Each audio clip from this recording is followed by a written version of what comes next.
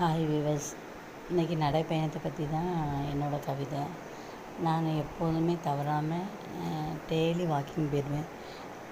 நம்ம வீட்டை விட்டு கொஞ்சம் இயற்கை சூழ்ந்த இடத்துல ஒரு 1/2 நீங்கள் நடந்து பார்த்தீங்கன்னா உங்களுக்கே தெரியும் நல்ல ரிசல்ட். என்ன சத்தம் கேட்குன்னு பார்த்தீங்களா, என் பையன் கூட இருக்கேன்னா.